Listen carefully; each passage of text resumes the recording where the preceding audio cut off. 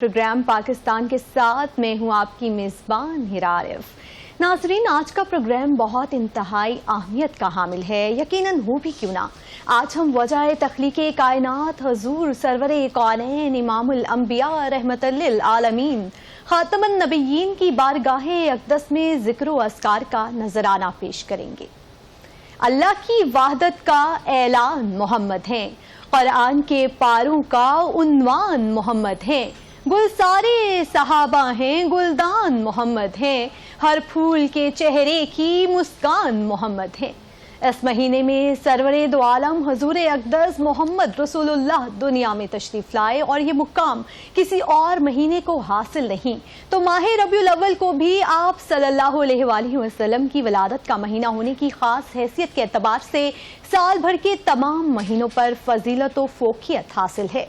हजूर अकरम सल्लल्लाहु अलैहि वसल्लम का जिक्र मुबारक एक आला तरीन इबादत है, बल्कि रूह ईमान है। आपकी वलादत, आपका बचपन, आपका शुबाब, आपकी बासत, आपकी दावत, आपका जहाद, आपकी इबादत व नमाज, आपके खलाक, आपकी सूरत व सीरत, आपका जाहिद व तकवा, आपकी सुलह व जंग, खुफगी व गुस्सा, रहमत व शफकत, तबस्सुम व मुस्कुराहट, आपका उठना बैठना, चलना फिरना, सोना जागना, अलगर्ज आपकी एक एक अदा और एक एक हरकत व सकून उम्मत के लिए उस्वाए हसना और अक्सीर हिदायत है। और इसका सीखना सिखाना, इसका मुज़ाहिरा करना और दावत देना उम्मत का फर्ज है। ये मेरे महबूब की ज़ात है और महबूब ऐसे हैं कि जिनकी खातिर ज़मीन व आसमान तख्लीक किए, ये सूरज और चांद सितारे, ये समुंदर पहाड़ तख्लीक किए, जिनकी खातिर मैंने हवाओं को रवानी, समुद्रों में दुगयानी, जिनकी खातिर सारी खूबसूरतियाँ इस कायनात में रखी, ज़मीन को मुख्तलिफ चीज़ों से आरास्ता किया, सब्ज़ों से मज़ीन किया, आसमान को नीलाहट दी, तो ये सारी उसी एक ज़ात के सदक़े में कि जो मेरे महबूब हैं। उन्हें भूलना नहीं, उनके चेहरा अनवर को याद रखना कि ये मेरे महबूब की ज़ात है और उनके शहूद में, उनके दीदार में मैं तुम्हारे साथ हूँ कि ये ज़ात मेरे महबूब की ज़ात है। ये मेरे महबूब हैं, ये वो हैं जो हमारी आंखों में बसते हैं, ये नबी करीम की ज़ात हैं जिनके लिए ये सारा कुछ तख्लीक किया है। उन्हीं की वजह से आदम को तख्लीक मिली, आदम को वजूद मिला और वजूद भी ऐसे कि ये वो हैं जिन्हें मैंने अपने हाथों से तख्लीक किया। नाज़रीन कराम, मुफ्ती गुलाम यासीन नज़ामी साहब हमारे साथ प्रोग्राम में मौजूद हैं। Sir, welcome to the show. Sir, Rabiul अव्वल का बाबरकत महीना जो है वो शुरू हो चुका है। मैं चाहूँगी कि आप इसके फ़ज़ाइल व बरक़ात जो हैं वो बयान करें। बिस्मिल्लाहिर्रहमानिर्रहीम। बहुत बहुत शुक्रिया, आपने बड़ा अच्छा जामे और माने इंट्रो पेश किया है। बिलाशुबा ये माह मुबारक बड़ी अज़मत और बड़ी फजीलत वाला है। इस माह मुबारक में वजह तख्लीक़े कायनात महबूब दो आलम सल्लल्लाहु अलैहि वसल्लम की विलादत बासआदत हुई। वो ज़ात बाबरक़ात कि जिनकी वजह से हमें ईमान मिला है, जिनकी बदौलत हमें कुरान मिला है और जिनकी बदौलत हमें अल्लाह का इरफान मिला है और जिनकी बदौलत हमारा शुमार उम्मत मुहम्मदिया में शुमार किया जाता है और जो तमाम नबियों के इमाम हैं, रहमतुल लिल आलमीन हैं, यहाँ तक कि तमाम अंबिया इज़ाम और रसूलान इज़ाम को जो मकाम नबुव्वत और रिसालत मिला है वो उन्हीं की बदौलत मिला है। कायनात के अंदर जो भी मामलात हैं, ये सारे के सारे मामलात अल्लाह के प्यारे रसूल सल्लल्लाहु अलैहि वसल्लम की बदौलत है। अगर वो इस कायनात का मरकज़ हैं और उनकी ज़ात बाबरक़ात जो है वो तमाम अहले ईमान की मोहब्बतों का मरकज़ है, तो उनका ज़िक्र करना बिलाशुबा ये हमारे इत्मीनान और सुकून का बाइस भी है और हमारे लिए हमारे आमाल में, हमारी नेकियों में इजाफ़े का ज़रिया भी है और अल्लाह और उसके प्यारे रसूल की रज़ा को हासिल करने का ज़रिया भी है। तो अगर हम इस माह मुबारक में उस अज़ीम हस्ती का ज़िक्र कर रहे हैं कि जिनकी वजह से कायनात की तमाम रंगीनियाँ हैं, तो बिलाशुबा उनकी विलादत जो है वो हमारे लिए बहुत बड़ी नेमत है, जिसका अल्लाह पाक ने कुरान अज़ीज़ में यूँ इजहार फरमाया है, लक़द मन्नल्लाहु अलल मुअमिनीना इज़ बअसा फ़ीहिम रसूला। ताहक़ीक़ اللہ تعالیٰ نے ایمان والوں پر احسان فرمایا ہے کہ ان میں اپنا پیارا رسول مبعوث فرمایا ہے. تو اس پیارے رسول کی بعثت جو ہے وہ اہل ایمان کے لیے اللہ کا احسان ہے. اور اگر یہ اللہ کا احسان ہے، بلا شبہ یہ ہے، تو اہل ایمان کو چاہیے کہ ان کی ولادت باسعادت پر اللہ کے حضور سجدہ شکر ادا کریں، اللہ تعالیٰ کا شکرانہ جو ہے وہ بجا لائیں، اور زیادہ سے زیادہ اللہ کا ذکر کریں، اور اس کے پیارے رسول صلی اللہ علیہ وآلہ وسلم کی ذات بابرکات پہ درود و سلام کا نذرانہ پیش کریں، اور ان کی ولادت باسعادت پر اس بات کا تہیہ اور تجدید کریں کہ ہم ان کی سیرت مبارکہ پہ عمل کریں گے، ان کی اطاعت کریں گے، اور ان کی اطاعت کے ساتھ ساتھ اللہ کی بھی اطاعت کریں گے، کیونکہ ان کی اطاعت جو ہے وہ در حقیقت اللہ کی ہی اطاعت ہے. اور اس کا سب سے بڑا فائدہ یہ ہے کہ جو اللہ کے پیارے رسول کی فرما برداری کرے گا، اللہ پاک جو ہے اسے اپنا محبوب بنا لے گا. دوسرے نمبر پر یہ ہے کہ اللہ پاک اس کے تمام گناہوں کو معاف فرما دے گا. تو بلا شبہ اس مبارک ہستی کا ذکر کرنے کی آج ہمیں سعادت نصیب ہو رہی ہے، جن کا ذکر کرنا ہمارے لیے دونوں جہانوں میں سعادت اور خوش بختی کی علامت ہے. مفتی صاحب یہ بتائیے گا، جیسے آپ نے کہا درود و سلام جو ہے نبی صلی اللہ علیہ وسلم پر بھیجیں، تو درود کی جو اہمیت ہے، اس کی جو فضیلت ہے وہ بھی بیان کرتے ہیں. درود پاک کی بہت زیادہ فضیلت ہے.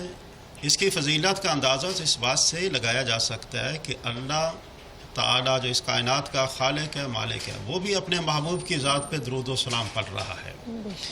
ان اللہ و ملائکتہ یصلون علی النبی یا ایھا الذین آمنوا صلوا علیہ وسلموا تسلیما. بے شک اللہ اور اس کے فرشتے نبی معظم شفیع مکرم کی ذات بابرکات پہ درود و سلام بھیجتے ہیں. اے ایمان والو، تم بھی ان کی ذات بابرکات پہ درود و سلام بھیجو. واحد ایسی عبادت ہے درود و سلام، اس کے لیے وقت کی کوئی قید نہیں ہے. آپ جب پڑھیں، جس وقت پڑھیں، درود جو ہے وہ اللہ کی بارگاہ میں قبول ہی قبول ہے.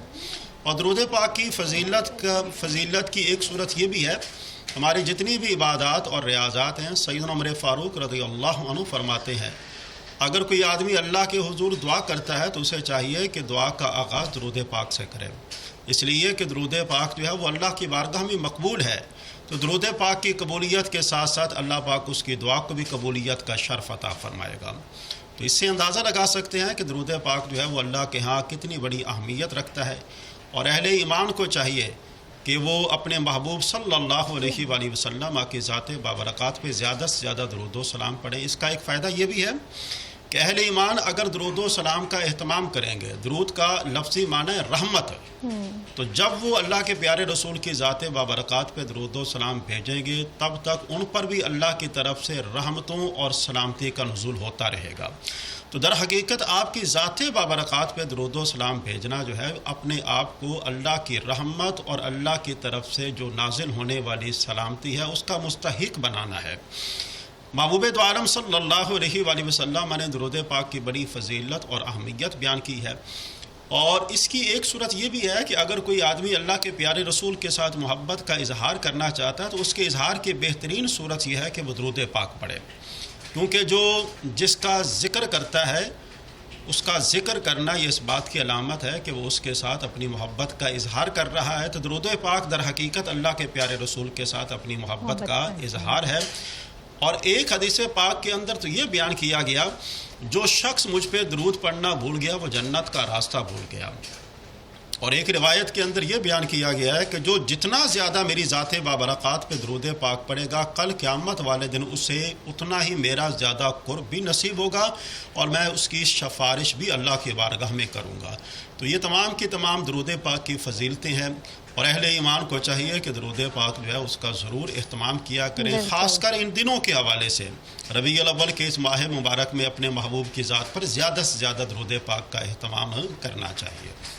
مفتی صاحب یہ بتائے گا کہ ربیع الاول کے مہینے میں جو ہے کس طرح سے ذکر و اذکار کیا جائے، کیا کیا جو ہے ہم اس مہینے میں، بابرکت مہینے میں جو ہے ذکر و اذکار جو ہیں وہ پڑھیں، اور کس طرح سے اس مہینے کو جو ہے ہم اللہ کی عبادت میں اور نبی پر درود و سلام بھیج کر جو ہیں وہ وقف کریں.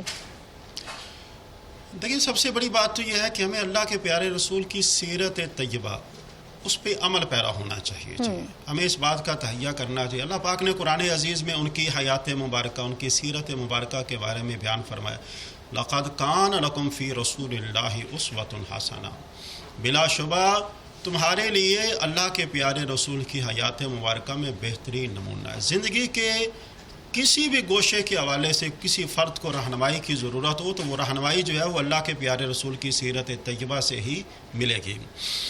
اور اسی طرح دیکھا جائے دنیا کا کوئی، کائنات کا کوئی ایسا گوشہ ہو، کوئی ایسا فرد ہو کہ جس کو کسی بھی حوالے سے رہنمائی کی ضرورت ہو، اس میں زمانے کی کوئی قید نہیں ہے.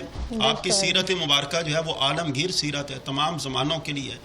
ہمیں چاہیے کہ اپنا تعلق جو ہے وہ اللہ کے پیارے حبیب کی سیرت طیبہ کے ساتھ مضبوط بنائیں اور ان کی سیرت طیبہ پر عمل کرنے کی کوشش کریں. ان کا ہر عمل جو ہے وہ قرآن و سنت کے عین مطابق ہے. میں ایک بات عرض کرنا چاہوں گا کہ قرآن عزیز جو ہے یہ اللہ کی لاریب کتاب ہے، افضل کتاب ہے. اور قرآن عزیز کی تفسیر جو ہے وہ اللہ کے پیارے رسول نے 2 صورتوں میں بیان فرمائی ہے. ایک تو آپ نے اپنی زبان کے ذریعے قرآن عزیز کی آیات کی وضاحت فرمائی، اور دوسرا آپ نے عمل کر کے قرآن عزیز کی آیات پر عمل کیا ہے. اس عمل کے نتیجے میں آپ نے قرآن عزیز کی تفسیر فرمائی ہے. تو ہمیں چاہیے کہ اللہ کے پیارے حبیب کی سیرت طیبہ پر عمل کریں. ان کی سیرت طیبہ پر عمل کرنا در حقیقت اللہ کے فرمان پر بھی عمل کرنا ہے اور اس کے پیارے رسول کے فرمان پر بھی عمل کرنا ہے. اور اللہ کے پیارے رسول صلی اللہ علیہ وآلہ وسلم کے بارے میں اللہ تعالیٰ نے قرآن عزیز میں فرمایا ہے کہ جس نے میرے محبوب کی اطاعت کی اس نے میری اطاعت کی، اور جس نے میری اطاعت کی ہے اس کے لیے جنت ہے، اور وہی حقیقی کامیابی جو ہے نا اسی کا مستحق ہے. تو ہمیں چاہیے کہ اللہ کے پیارے حبیب کی سیرت طیبہ کو اپنانے کی کوشش کریں، اور دین کے معاملات جن چیزوں پر اللہ کے پیارے رسول صلی اللہ علیہ وآلہ وسلم نے سب سے زیادہ توجہ دی ہے، ہمیں بھی چاہیے کہ ان معاملات پر سب سے زیادہ توجہ دی جائے. دیکھیں ہمارے دین کے اندر ہمارے دین کے 3 پہلو ہیں. ایک پہلو کا تعلق عقائد کے ساتھ ہے، دوسرے کا تعلق جو ہے وہ عبادات کے ساتھ ہے، اور تیسرے کا تعلق جو ہے وہ معاملات کے ساتھ ہے. ہمیں چاہیے کہ عقائد کو بہتر بنایا جائے، دوسرے نمبر پر عبادات جو ہیں ان کو سمجھا جائے اور ان پر پراپر طریقے سے عمل کیا جائے. تیسرے نمبر پر ہے معاملات میں اللہ کے پیارے رسول نے جن جن کاموں کے کرنے کا حکم دیا ہے ان پر عمل کیا جائے، اور جن کاموں کے کرنے سے منع کیا ہے ان سے اپنے آپ کو بچایا جائے، اور اخلاق عالیہ کے ساتھ اپنے آپ کو آراستہ کرنے کی کوشش کی جائے. بالکل. جیسے میں نے پہلے آپ سے پوچھا ربیع الاول میں کون سے ایسے خاص اعمال ہیں جو ہمیں کثرت سے کرنے چاہیے؟ ویسے تو پورا سال جو ہے نبی پر درود و سلام بھی بھیجنا چاہیے اور اللہ کی عبادت میں بھی صرف کرنا چاہیے، لیکن اس خاص بابرکت مہینے میں کون کون سے ایسے خاص اعمال ہیں جو ہم کثرت سے کرنے چاہیے؟ ایک تو یہ ہے کہ زیادہ سے زیادہ اللہ کی بارگاہ میں سجدہ شکر جو ہے وہ بجا لایا جائے. دوسرے نمبر پر یہ ہے کہ اللہ کے پیارے حبیب کی ذات بابرکات پہ زیادہ سے زیادہ درود پاک کا نذرانہ پیش کیا جائے. تیسرے نمبر پر یہ ہے کہ ان کی سیرت طیبہ پر عمل کرنے کا تہیہ کیا جائے. چوتھے نمبر پر یہ ہے کہ انفاق فی سبیل اللہ کے جذبے کو فروغ دیا جائے. لوگوں پر خرچ کرنا یہ اللہ پاک کو بڑا پسند ہے. اور اسی طرح پانچویں نمبر پر یہ ہے کہ خدمت خلق، مخلوق کی خدمت جو ہے وہ کی جائے. ہمارا دین جو ہے اس کا خلاصہ یہ ہے کہ کوئی آدمی اس وقت تک اپنے آپ کو ایمان میں یا اسلام میں شامل کر ہی نہیں سکتا جب تک کہ اس کی زبان سے اور اس کے ہاتھ سے دوسرے لوگ محفوظ نہ ہوں. تو یہ 5 ایسے اعمال ہیں جن کو کرنے کی ان ماہ مبارک میں زیادہ ضرورت ہے، اور اس بات کا تہیہ کرنے کی ضرورت ہے کہ ہم نے یہ اعمال جو ہیں وہ سال بھر کرنے ہیں. اس ماہ مبارک کے اندر ایک بات کی طرف توجہ دلانا بھی مقصود ہے. ہمارے بھائی جو ہے اس ماہ مبارک کے اندر ضیافتوں کا اہتمام کرتے ہیں، بہت اچھی بات ہے، کرنا چاہیے، لیکن اس کے اندر ایک چیز کا خیال رکھنا چاہیے کہ جب آپ وہ کھانا تقسیم کریں، چاول وغیرہ تقسیم کریں، تو کھانے کی بے قدری اور بے حرمتی نہیں ہونے پائے. بس اوقات یہ ہوتا ہے کہ ہم نے شاپر وغیرہ بنا کر ایسے کر کے پھینک دیتے ہیں، تو یہ ایسا کرنا جو ہے یہ رزق کی بے حرمتی میں آئے گا. آپ پراپر طریقے سے بٹھا کر ان کو کھلائیں. رزق جو ہے وہ بڑی عزت والی چیز ہے، اور ہمارا دین ہمیں اس بات کی تعلیم دیتا ہے کہ آپ نے اس کی قدر کرنی ہے. تو ایک پہلو یہ بھی ہے کہ ہمیں رزق کی قدر کا اہتمام کرنا چاہیے. کوئی بھی یعنی کہ ایسا عمل نہیں کرنا چاہیے جو اسراف کے زمرے میں شمار ہوتا ہے، کیونکہ اسراف جو ہے وہ گناہ کبیرہ میں ہے اور پراپر طریقے سے لوگوں کو بٹھا کر تاکہ کھانے کا ضیاع جو ہے وہ نہ ہونے پائے، آپ آسانی کے ساتھ پراپر طریقے سے دیں. ایسے کر کے بانٹنا پھینکنا جو ہے یہ رزق کی بے حرمتی میں آتا ہے. ان چیزوں سے اپنے آپ کو بچانا جو ہے یہ در حقیقت اللہ اور اللہ کے پیارے رسول کے فرمان پہ عمل کرنا ہے. بہت خوبصورت بات کی آپ نے. مفتی صاحب یہ بتا دیجیے گا کہ ربیع الاول کی شان اور ولادت باسعادت کے حوالے سے کچھ بیان جو ہے اگر آپ جو ہیں وہ کرتے ہیں آپ پہ. دیکھیے جی، ربیع الاول کا مہینہ جو ہے بلکہ یہ والا ماہ مبارک تو کیا پورا سال ہی ہمارے لیے ربیع الاول ہی ہے. اور ربیع الاول کا مہینہ موسم بہار، اللہ کے پیارے حبیب صلی اللہ علیہ وآلہ وسلم کے اس کائنات میں جلوہ گری سے بہار ہی بہار ہے. دیکھیں آپ کی آمد سے پہلے ظلم و ستم کا دورہ تھا، جاہلیت تھی، یہاں تک کہ جس کی لاٹھی اس کی بھینس کا دورہ تھا. ظلم و جبر جو ہے وہ عروج پر تھے، ناانصافی جو ہے وہ عروج پر تھی، عدل و انصاف کا تصور تک بھی نہیں تھا. جاگیردارانہ جو ہے وہ نظام تھا. لوگوں کو ذات پات قوم قبیلے یہی چیزیں جو ہے ان کے نزدیک معنی رکھتی تھیں اور یہی ان کا سٹیٹس تھا. اور یہاں تک کہ جو خواتین جو ہیں بیٹیاں جو ہیں ان کی کوئی قدر و منزلت نہیں تھی.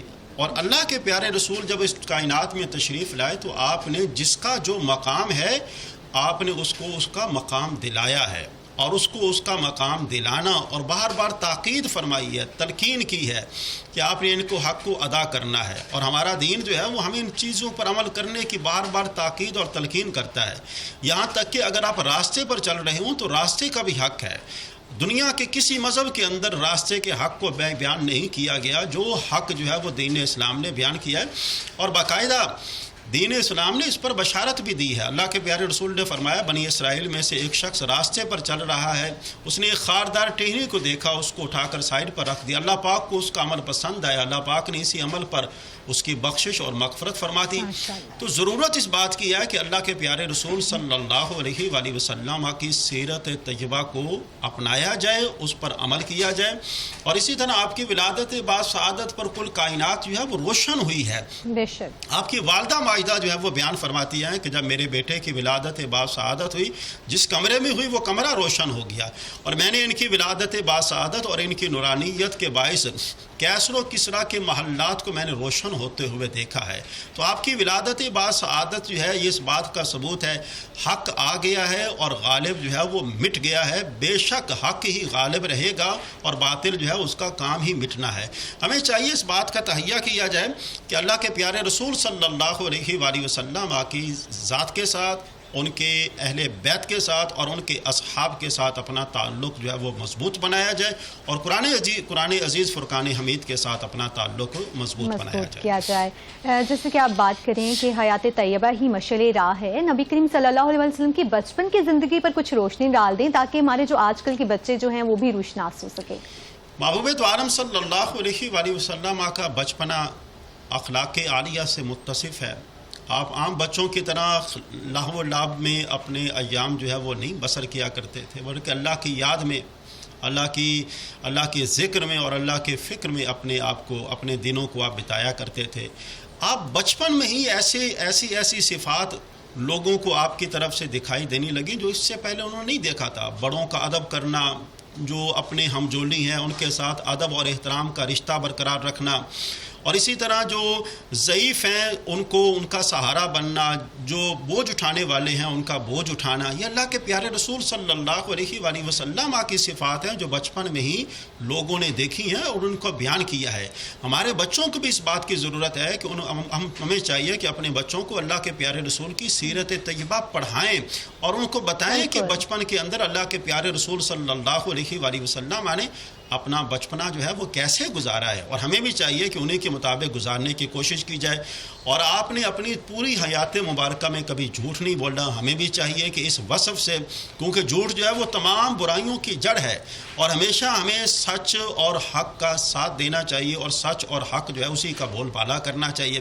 اللہ کے پیارے رسول صلی اللہ علیہ وآلہ وسلم کی صداقت و امانت کے بارے میں جب آپ نے اعلان نبوت سے پہلے تمام لوگوں کو اکٹھا فرما کر ہرا پہاڑی پر آپ نے اعلان فرمایا کہ لوگوں ایک بات تو بتاؤ، اگر میں کہوں کہ اس پہاڑ کے پیچھے سے ایک لشکر جرار آ رہا ہے تو کیا تم میری بات کا یقین کرو گے؟ ان لوگوں نے کہا ہم نے آپ کی زبان سے کبھی بھی جھوٹ جو ہے وہ نہیں سنا ہے۔ تو اس کا مطلب یہ ہے کہ آپ نے ہمیشہ صداقت کی بات کی ہے، امانت کی بات کی ہے، یہاں تک کہ جو آپ کے جانی دشمن تھے وہ بھی اپنی امانتیں جو ہیں وہ کسی اور کے پاس محفوظ تصور نہیں کرتے تھے۔ اگر وہ اپنی امانتیں محفوظ تصور کرتے تھے تو اللہ کے پیارے رسول کی ذات بابرکات کے پاس یہی وہ تعلیمات ہیں اور یہی وہ اسوہ حسنہ ہے جو ہمیں اپنے بچوں کو سکھانے کی ضرورت ہے۔ اور آپ کے بچپنا سبحان اللہ آپ جہاں سے گزرتے ہیں وہ راہیں جو ہیں وہ خوشبودار ہو جاتی ہیں، آپ جس راستے سے گزرتے ہیں وہ راستہ جو ہے وہ روشن ہو جاتا ہے، لوگ آپ کو دیکھتے ہیں تو دیکھتے ہی رہ جاتے ہیں، اتنا خوبصورت چہرہ، لوگوں کا کہنا ہے ایسا خوبصورت بچہ ہے کہ جیسے جس کو دیکھا جائے تو یوں محسوس ہوتا ہے کہ جیسے ہم 14ویں کے چاند کو دیکھ رہے ہیں۔ تو یہ اللہ کے پیارے حبیب صلی اللہ علیہ وآلہ وسلم کے بچپن کے چند احوال تھے جو میں نے آپ کے سامنے عرض کی ہیں۔ مفتی صاحب، ہماری نبی صلی اللہ علیہ وسلم صرف انسانوں کے لیے نہیں بلکہ جانوروں سے بھی اتنی ہی محبت کرتے، تو میں چاہتی ہوں کہ آپ جانوروں سے شفقت کے حوالے سے کوئی واقعہ جو ہے وہ بیان فرما دیں تاکہ معاشرے کو رہنمائی مل سکے۔ آپ کل کائنات کے رسول ہیں، آپ جتنی بھی اللہ کی مخلوق ہے تمام مخلوقات کے رسول ہیں۔ آپ نے جانوروں پر شفقت کرنے کی باقاعدہ تاکید فرمائی ہے۔ ایک چڑیا ان کے بچے صحابہ کرام جو ہیں انہوں نے اٹھا لیے اور اٹھا کر اللہ کے پیارے رسول کی بارگاہ میں لے آئے، اور تو ان کی جو چڑیا ہے وہ اللہ کے پیارے رسول کی بارگاہ میں حاضر ہوئی اور اس نے اپنی زبان میں اللہ کے پیارے رسول کی بارگاہ میں عرض کی، تو اللہ کے پیارے رسول نے فرمایا کس نے اس کو اذیت پہنچائی ہے؟ تو صحابہ کرام نے عرض کی یا رسول اللہ ان کو کون اذیت پہنچا سکتا ہے؟ آپ نے فرمایا کس نے اس کے بچوں کو اٹھایا ہے؟ انہوں نے کہا یا رسول اللہ ہم نے اٹھایا ہے۔ تو آپ نے فرمایا نہیں، آپ نے اس کے بچوں کو واپس رکھنا ہے جہاں سے آپ لے کر آئے ہیں، کیونکہ بے زبان جانوروں کو تکلیف دینا یہ آزاری کا سبب ہے، یہ تکلیف کا سبب ہے، اور یہ چیز جو ہے وہ اللہ پاک کو پسند نہیں ہے۔ اللہ کے پیارے حبیب صلی اللہ علیہ وآلہ وسلم نے جانوروں کو قید کرنے سے منع فرمایا ہے۔ آپ نے فرمایا کہ جانوروں کو آپ نے قید نہیں کرنا۔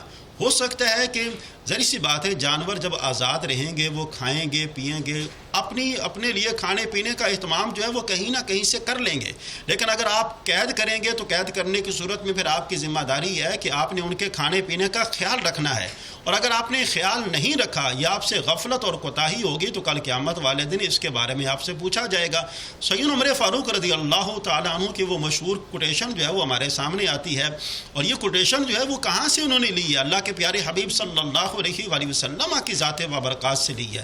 آپ فرماتے ہیں اپنی خلافت کے زمانے میں اگر دریائے فرات کے کنارے ایک کتا بھوکا پیاسا مر گیا تو کل قیامت والے دن عمر فاروق کو بھی اس بات کا جواب دہ ہونا پڑے گا۔ تو دیکھیں ان جانوروں کا خیال رکھنا، ان کی ضروریات کا اہتمام کرنا اور ان کو اذیت نہ پہنچانا یہ ہمارے دین کا خاصہ ہے۔ آج کے دور میں دیکھا جائے ینگ جنریشن جو ہے وہ پرینک کے نام پر جانوروں کو تکلیف پہنچاتے ہیں، تو ان کو ضرور جو ہے اس بات سے سوچنا چاہیے کہ ان کو اذیت دینا یا ان کو ہراساں کرنا جو ہے یہ دین اسلام کی تعلیمات نہیں ہے۔ ان کے ساتھ اچھا سلوک کرنے کا ہمارے دین نے ہمیں حکم دیا ہے، اور جو آدمی چاہتا ہے کہ اس پر اللہ کی رحمت ہو اسے چاہیے کہ وہ جانوروں کے ساتھ بھی اچھا سلوک کرے۔ ایک اور مثال ہے، ایک صحابی رسول اللہ کے پیارے رسول کی بارگاہ میں حاضر ہوئے، کہنے لگے یا رسول اللہ میرا اونٹ باولا ہو گیا ہے۔ اللہ کے پیارے رسول نے فرمایا چلو میں تمہارے ساتھ چلتا ہوں۔ دیکھا تو ایک باغ میں وہ اونٹ تھا، اللہ کے پیارے حبیب اس اونٹ کے پاس تشریف لے جانے لگے، صحابی رسول نے منع کیا یا رسول اللہ وہ آپ کو کاٹ لے گا۔ آپ نے فرمایا تم یہاں پر ٹھہرو۔ اللہ کے پیارے رسول اس کے پاس تشریف لے گئے، اونٹ نے اپنا سر جو ہے وہ اللہ کے پیارے رسول کے قدموں میں رکھا اور اس کے بعد اپنا منہ جو ہے وہ اللہ کے پیارے رسول کے کان مبارک کے ساتھ کیا، تو اللہ کے پیارے حبیب نے اس کے سر پر اپنا دستے شفقت جو ہے وہ دراز کیا، اس کی بات کو سنا۔ تو سننے کے بعد جب واپس آئے تو صحابی رسول نے عرض کیا یا رسول اللہ وہ اونٹ آپ سے کیا کہہ رہا تھا، وہ آپ کو کیا جانتا ہے پہچانتا ہے؟ تو آپ صلی اللہ علیہ وآلہ وسلم نے فرمایا ہاں وہ مجھے جانتا ہے کیونکہ میں اللہ کا رسول ہوں اور کل کائنات مجھے جانتی ہے کہ میں اللہ کا رسول ہوں، اور وہ مجھ سے یہ کہہ رہا تھا آپ اپنے اس غلام سے کہیں، اپنے خادم سے کہیں یہ بوجھ مجھ پر زیادہ لاتا ہے اور چارہ مجھے کم دیتا ہے، تو اسے چاہیے کہ وہ جتنا بوجھ لادا کرے تو اسی کے حساب سے وہ چارہ بھی مجھے کھلایا کرے۔ تو اس سے اندازہ ہو سکتا ہے کہ اللہ کے پیارے حبیب نے ان پر زیادہ بوجھ لادنے سے بھی منع فرمایا ہے، اور ان کی غذا کا اہتمام کرنے کی بڑی تاکید فرمائی ہے، کہیں ایسا نہ ہو کہ وہ کمزور ہو جائیں۔ تو اس حوالے سے دین اسلام کی تعلیمات یہ ہیں کہ ان کو ہمیشہ ان کے ساتھ اچھا سلوک کیا جائے اور ان کی بنیادی ضروریات کا خیال رکھا جائے۔ بے شک آپ رحمت للعالمین ہیں۔ اخلاق کی بات کریں تو مفتی صاحب، نبی کریم صلی اللہ علیہ وسلم کا اخلاق تو دشمنوں سے، غیروں سے، سب کے ساتھ بہترین تھا۔ تو میں چاہتی ہوں کہ آپ اگر دشمنوں کے ساتھ ان کے کسی اخلاقی واقعے کو جو ہے وہ شیئر کر دیں۔ آپ صلی اللہ علیہ وآلہ وسلم کے اخلاق قرآن کی عملی تفسیر ہیں جی۔ قرآن کی ایک ایک آیہ مبارکہ کی تفسیر جو ہے وہ آپ کے اخلاق عالیہ ہیں، آپ کے اخلاق۔ اور اللہ پاک نے قرآن عزیز میں فرمایا وَإِنَّكَ لَعَلَىٰ خُلُقٍ عَظِيمٍ، اے میرے پیارے حبیب، اس کائنات میں جس کو جو خلق ملا ہے ہم نے آپ کے توسط سے اسے عطا فرمایا ہے۔ یہ اخلاق کا فیض جو ہے وہ کل کائنات کے اندر نبیوں اور رسولوں اور اللہ کے نیک بندوں میں جو تقسیم کیا گیا ہے کہ یہ آپ کا فیضان ہے، اور آپ کی فیض کی وجہ سے یہ فیضان جو ہے وہ تقسیم ہوا ہے، اور یہ برکات جو ہیں وہ آپ کی بدولت کل کائنات میں تقسیم ہوئی ہیں۔ دیکھیے بہت ساری ایسی مثالیں آپ کے اخلاق کے حوالے سے، میں جس طرح کہ میں نے عرض کیا پورا قرآن ہی آپ کا اخلاق ہے۔ طائف کے لوگوں نے جب آپ کے ساتھ ناروا سلوک کیا تو پہاڑوں کا ایک فرشتہ جو ہے اللہ کے پیارے رسول کی بارگاہ میں حاضر ہو کر کہتا ہے یا رسول اللہ اگر اجازت دیں تو ان کی وادی کو، وادی طائف کو تہو بالا نہ کر دیا جائے۔ اللہ کے پیارے رسول نے فرمایا نہیں، کوئی ایسی بات نہیں، انہوں نے میرے ساتھ ایسا ناروا سلوک کیا ہے، کوئی بات نہیں، اگر یہ مجھے نہیں مانتے تو ان کی آنے والی نسلیں جو ہے وہ مجھ پر ایمان لائیں گی۔ یہ آپ کی اخلاقی عالیہ ہیں، اور اخلاقی عالیہ کے اندر آپ نے ہمیشہ معافی، نرمی اور رحم دلی کو پیش نظر رکھا ہے۔ اسی طرح دیکھ لیجئے فتح مکہ کے موقع پر جب صحابہ کرام جو ہیں وہ مکہ مکرمہ میں داخل ہوتے ہیں، ایک صحابی رسول حضرت سعد، انہوں نے یہ نعرہ بلند کیا الیوم یوم الملحمہ، کہ آج بدلے کا دن ہے، آج انتقام کا دن ہے، کیونکہ یہی مکہ کے لوگ ہیں جنہوں نے ہمیں بڑی اذیتیں، بڑی تکلیفیں پہنچائی ہیں، انہی کی وجہ سے اللہ کے پیارے رسول یہاں سے ہجرت کر کے مدینہ منورہ تشریف لے گئے، تو آج ان سے انتقام کا دن ہے۔ تو جب نبی کریم صلی اللہ علیہ وآلہ وسلم کو اس بات کا پتہ چلا تو آپ نے فرمایا کہ نہیں، آج انتقام کا دن نہیں ہے بلکہ آج معافی کا دن ہے، الیوم یوم المرحمہ، آج تو رحمت کا دن ہے، اور ہماری طرف سے یہ اعلان ہے کہ پورے مکہ والوں کو ہم نے معاف کر دیا ہے، یہاں تک کہ ابو سفیان جو اس وقت ایمان نہیں لائے تھے، اللہ کے پیارے رسول کے جانی دشمن تھے، اللہ کے پیارے رسول نے فرمایا کہ جو ان کے گھر میں پناہ لے گا ہم نے اسے بھی معاف فرما دیا ہے، یہاں تک کہ کعبہ کے کلید بردار حضرت عثمان ایک سال پہلے اللہ کے پیارے حبیب جو ہیں وہ عمرہ کرنے کے لیے تشریف لائے، تو آپ نے حضرت عثمان سے فرمایا بھی آپ چابی جو ہے وہ مجھے دے دیں بیت اللہ شریف کے دروازے کی، تو انہوں نے چابی دینے سے انکار کر دیا۔ آج وہی عثمان جو ہیں وہ سامنے کھڑے اور اللہ کے پیارے رسول نے فرمایا بھی چابی جو ہے وہ میرے حوالے کر دو، تو انہوں نے وہ چابی اللہ کے پیارے رسول کے سامنے حاضر کی، تو اللہ کے پیارے رسول نے فرمایا کہ عثمان ایک بات تو بتاؤ تمہارے ساتھ کیا سلوک کیا جائے، تو وہ کہنے لگا کہ آپ کریم ہیں اور کریم جو ہے وہ ہمیشہ کرم ہی کرتا ہے۔ اب آپ دیکھ لیجئے کہ ایک سال پہلے انہوں نے چابی دینے سے انکار کیا، آج وہ چابی جو ہے وہ آپ کی بارگاہ میں پیش کر رہے ہیں، تو اللہ کے پیارے رسول نے فرمایا کہ یہ چابی جو ہے میں نے تمہیں دوبارہ واپس کر دی ہے، اب یہ چابی قیامت تک تمہارے ہی خاندان کے اندر رہے گی۔ تو یہ آپ کے اخلاق عالیہ ہیں۔ آج کی زمانے میں ضرورت بھی اس بات کی ہے کہ آپ کے اخلاق عالیہ کو اپنایا جائے تاکہ اپنے آپ کو اطمینان اور سکون کی دولت سے نوازا جا سکے، اپنے معاشرے کو خوشحال بنایا جا سکے۔ معاشرہ اس وقت تو خوشحال نہیں بن سکتا جب تک کہ لوگ اچھے اخلاق سے اپنے آپ کو آراستہ نہیں کریں گے۔ بالکل ایسے ہی مفتی غلام یاسین نظامی ساتھ ہمارے ساتھ موجود تھے، سر بہت شکریہ۔ یہاں وقت ہے ایک مختصر سے وقفے کا، وقفے کے بعد حاضر ہوں گے، ہمارے ساتھ رہیے گا۔